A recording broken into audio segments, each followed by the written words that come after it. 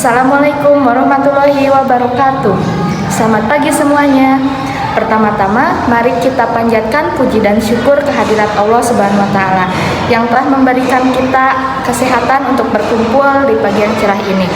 Salawat serta salam kami limpah curahkan kepada junjungan kita Nabi Muhammad SAW, pada keluarganya, para sahabatnya, dan para umatnya hingga akhir zaman. Ibu Siti Anissa yang saya hormati dan teman-teman semua yang saya banggakan.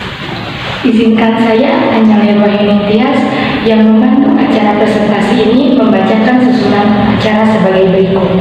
Yang pertama pembukaan, lalu yang kedua ada perkenalan anggota, yang ketiga penyampaian materi dan juga kesimpulan, yang keempat hiburan, dan yang kelima penutup. Susunan acara yang pertama yaitu pembukaan. Marilah kita membuka acara ini dengan ucapan basmalah bersama-sama. Bismillahirrahmanirrahim. Teman-teman yang berbahagia, selanjutnya izinkan saya memperkenalkan anggota kelompok saya. Rio sebagai pemateri 1, lalu ada Anissa sebagai pemateri 2, dan Zaskia sebagai pemateri 3 dan juga kesimpulan, lalu hiburan akan dibawakan oleh Anggi dan Hanif. Selanjutnya, mari kita mulai saja acara presentasi ini. Untuk materi pertama, dipersilahkan bagi Rio untuk menyampaikan materi. Upaya penegakan hak asasi manusia.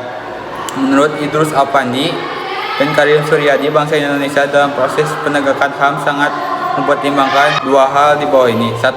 Kedudukan negara Indonesia sebagai negara yang berdaulat baik secara hukum, sosial maupun politik harus dipertahankan dalam keadaan apapun sesuai dengan prinsip-prinsip yang dianut dalam piagam PBB. 2. Dalam pelaksanaannya, pemerintah harus tetap mengacu kepada ketentuan internasional mengenai HAM, kemudian menyesuaikan dan memasukkannya ke dalam sistem hukum nasional serta menempatkan sedemikian rupa sehingga merupakan bagian yang tidak terpisahkan dari sistem hukum nasional. 1. Upaya pemerintah dalam menegakkan HAM. Penegakan HAM adalah berbagai usaha dan tindakan yang dilakukan dalam rangka untuk menjadikan HAM semakin diakui dan dihormati oleh pemerintah dan masyarakat. Upaya yang dapat dilakukan adalah dengan dua cara secara bersamaan, yaitu melalui pencegahan, upaya untuk menciptakan kondisi yang semakin kondusif bagi penghormatan HAM, dan penegakan upaya untuk menangani kasus pelanggaran HAM berdasarkan ketentuan hukum yang berlaku. Penegakan HAM melalui pencegahan preventif dapat dilakukan dengan cara sebagai berikut. 1. Dibuatnya perundang-undangan HAM yang semakin lengkap mengikuti kebutuhan dan perkembangan masyarakat, termasuk juga ratifikasi sebagai instrumen HAM. 2. Sosialisasi HAM kepada masyarakat. Upaya penegakan HAM melalui penindakan dapat dilakukan dengan cara sebagai berikut. 1. Penyelesaian perkara pelanggaran HAM berat melalui proses peradilan di pengadilan HAM. 2. Investasi terhadap peristiwa yang diduga merupakan pelanggaran HAM. Dalam proses upaya penegakan HAM, pemerintah Indonesia telah melakukan langkah-langkah berikut. 1.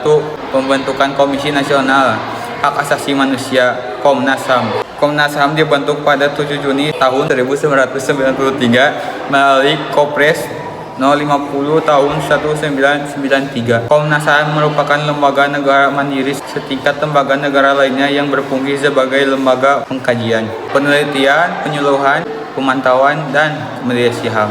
Komnas HAM mempunyai wewenang sebagai berikut. 1. Melakukan perdamaian pada kedua belah pihak yang bermasalah. 2. Menyelesaikan masalah konsultasi maupun negosiasi. 3. Menyampaikan rekomendasi atas kasus pelanggaran hak asasi manusia kepada pemerintah untuk ditindaklanjuti. 4. Memberikan saran kepada pihak yang bermasalah untuk menyelesaikan sengketa di pengadilan. Dalam pasal 75 Undang-Undang tentang Hak Asasi Manusia disebutkan bahwa tujuan dari Komnas HAM adalah 1. Mengembangkan kondisi yang kondusif bagi pelaksanaan hak asasi manusia sesuai dengan Pancasila, Undang-Undang tahun 1945 dan Piagam PBB serta Deklarasi Universal Hak Asasi Manusia. 2. Melakukan penyebarluasan wawasan mengenai HAM kepada masyarakat Indonesia. 3. Melakukan upaya meningkatkan kesadaran masyarakat tentang HAM melalui lembaga pendidikan formal dan informal serta berbagai kalangan lainnya. 2. Pembentukan Komnas Perempuan. Dasar pembentukan komisi ini adalah Kepres nomor 181 tahun 1998. Tujuan dibentuknya adalah untuk menyebarluaskan pemahaman tentang bentuk kekerasan terhadap perempuan, meningkatkan upaya pencegahan dan penanggulangan segala bentuk kekerasan terhadap perempuan dan hak asasi perempuan. Komnas Perempuan yang diketuai oleh Andi Pentriani mempunyai kantor pusat yang Jalan Latuhar Hari No. nomor 48 Menteng, Jakarta Pusat. Fungsi Komnas Perempuan yaitu 1. Untuk meningkatkan upaya pencegahan dan penanggulangan segala bentuk kekerasan terhadap perempuan dan perlindungan hak asasi perempuan. 2. Mengembangkan kondisi yang kondusif bagi penghapusan segala bentuk kekerasan terhadap perempuan dan penegakan hak-hak asasi manusia perempuan di Indonesia. Ya, kita ucapkan terima kasih kepada Rio yang telah menyampaikan materi pertama. Selanjutnya, materi kedua akan disampaikan oleh Anissa. Kepadanya kami persilahkan. Pemateri kedua, C. Pembentukan Komisi Perlindungan Anak Indonesia. Komisi yang diketuai oleh Dr. Susanto, MA ini dibentuk sesuai dengan Undang-Undang No. 35 Tahun 2014 tentang Perlindungan Anak. Tugas komisi ini adalah untuk melakukan sosialisasi seluruh ketentuan peraturan perundang-undangan yang berkaitan dengan perlindungan anak, mengumpulkan data dan informasi, menerima pengaduan masyarakat, serta pengawasan terhadap penyelenggaraan perlindungan anak. Kantor pusatnya terletak di Jalan Teguh Umar No. 1012 Gondang Dia, Jakarta Pusat. Jadi, KPAI dibentuk sebagai bentuk perlindungan anak dari segala tindak kekerasan, penelantaran, perlakuan salah, diskriminasi, dan eksploitasi, memberikan kepentingan terbaik bagi anak, melindungi kelangsungan hidup dan perkembangan anak, serta menghormati pandangan anak. D. Pembentukan instrumen HAM. Instrumen HAM merupakan alat untuk menjamin proses perlindungan dan penegak hak asasi manusia, biasanya berupa peraturan perundang-undangan dan lembaga-lembaga penegak hak asasi manusia seperti Komnas HAM dan Pengadilan HAM. Instrumen HAM dibentuk untuk menjamin kepastian hukum serta memberikan arahan dalam proses penegakan HAM. Peraturan perundang-undangan yang dibentuk untuk mengatur masalah HAM pada amandemen kedua Undang-Undang Dasar 1945 ditetapkan satu bab 10 pada batang tubuh yang membahas mengenai HAM.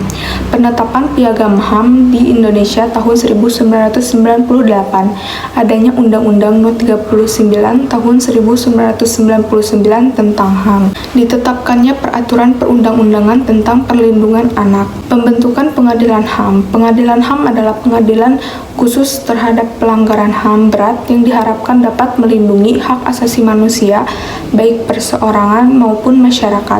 Pengadilan HAM bertugas dan berwenang memeriksa dan memutuskan perkara pelanggaran hak asasi manusia yang berat. Dapat disimpulkan bahwa pengadilan HAM bersifat retroaktif, berfungsi untuk proses pengadilan terhadap pelanggaran HAM berat, di mana kasusnya dapat dilihat dari faktor penentu seperti sifat perbuatan korban dan juga dampaknya bagi sisi kemanusiaan.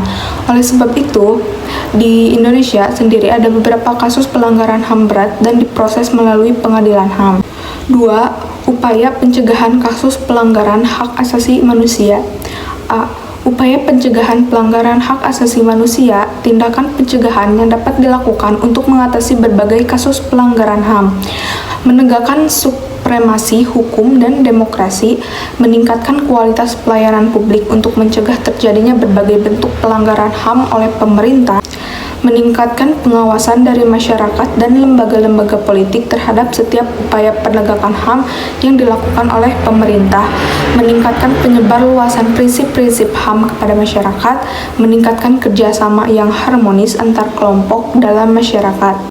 Ya, terima kasih juga kepada Anissa telah menyampaikan materi kedua. Selanjutnya, materi ketiga akan disampaikan oleh Zaskia. Kepada Zaskia, kami persilahkan.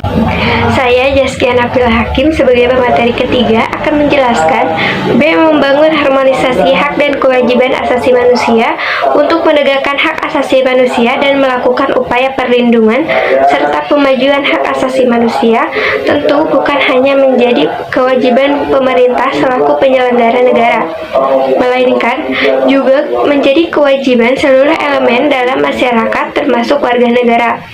Salah satu cara untuk mengharmonisasikan hak dan kewajiban asasi manusia dalam kehidupan sehari-hari adalah dengan menghindarkan diri kita dari sikap egois atau terlalu mementingkan diri sendiri. Peran serta masyarakat dapat ditunjukkan dengan cara berikut. 1.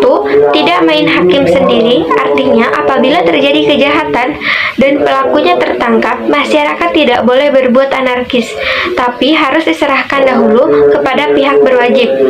2. Melaporkan tindakan pelanggaran HAM, misalnya kekerasan dalam rumah tangga. 3. Tidak menutupi kasus pelanggaran HAM. 4. Tidak melakukan perlindungan terhadap pelaku pelanggaran HAM. Maksudnya, jika ada seseorang yang kita kenal dan orang itu melakukan pelanggaran HAM, kita tidak boleh menutup-nutupi kasus tersebut.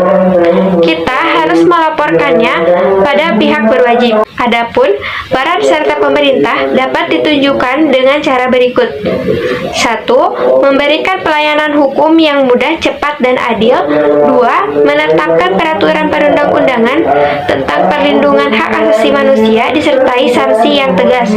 3. Menindak tegas pelaku pelanggaran hak asasi manusia secara adil tanpa membedakan profesi, status ekonomi, agama, ataupun ras.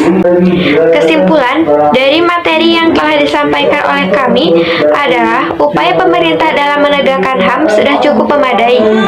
Ini ditandai dengan 1. Didirikannya Komnas HAM sesuai dengan keputusan Presiden nomor 50 tahun 1993 yang bertujuan untuk melakukan penyebarluasan wawasan mengenai hak asasi manusia kepada masyarakat Indonesia.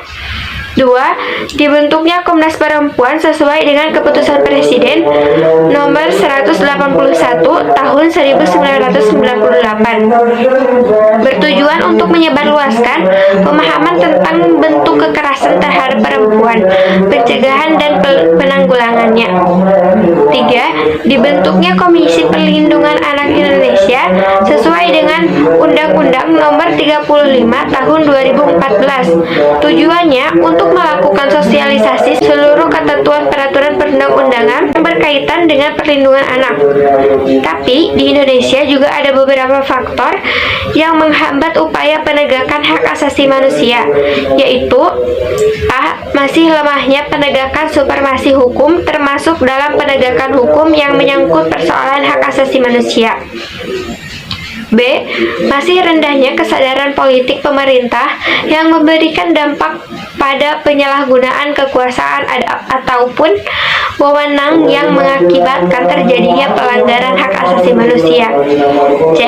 Masih rendahnya kesadaran masyarakat akan hak dan kewajiban sebagai warga negara yang memiliki hak asasi manusia dan juga kewajiban asasi manusia.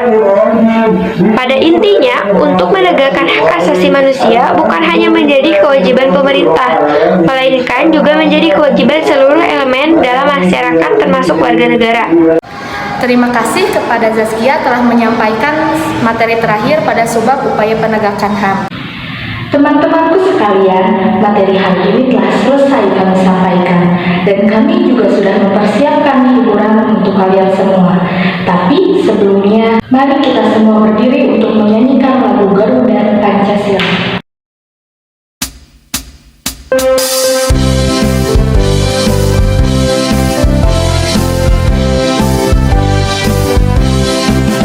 Garuda Pancasila, akulah pendukungmu, patriot proklamasi, sedia berkorban untukmu. Pancasila dasar negara, rakyat adil makmur sentosa, pribadi bangsaku, ayo maju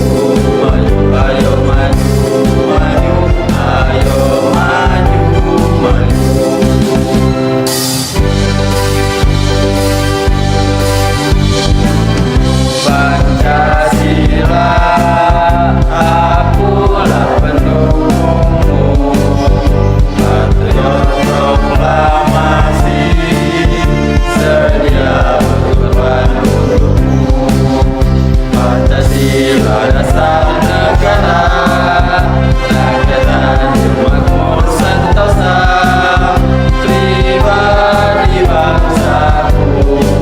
Ayo maju, maju, ayo maju, maju, ayo maju.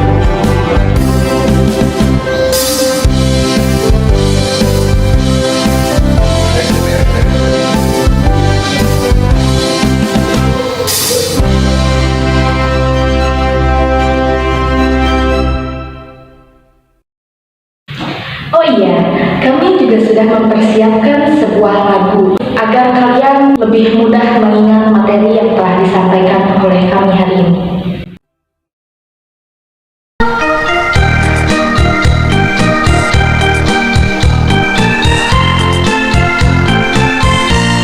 Upaya pemerintah dalam menegakkan yang pertama adalah membentuk Komnas HAM. Fungsinya untuk menyebar luasan wawasan mengenai hak asasi pada masyarakat. Lalu pembentukan Komisi Perempuan, tujuannya agar masyarakat mengerti penanggulangan dan pemahaman tentang bentuk kekerasan terhadap kaum perempuan. Ketiga, ada pembentukan perlindungan anak Indonesia, melindungi perkembangan anak dari segala tindak kekerasan. Lalu yang keempat, pembentukan instrumen hak asasi untuk memberikan arahan dalam proses penegakan HAM di Indonesia dan juga menjamin untuk kepastian hukum.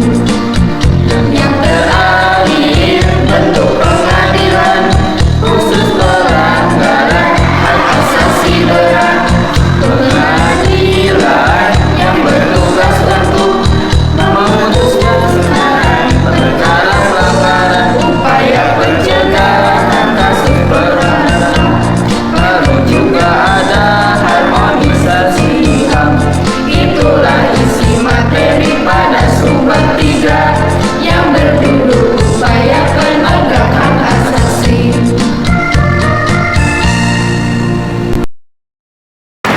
Oke teman-teman, kita sudah sampai di penghujung acara presentasi kali ini.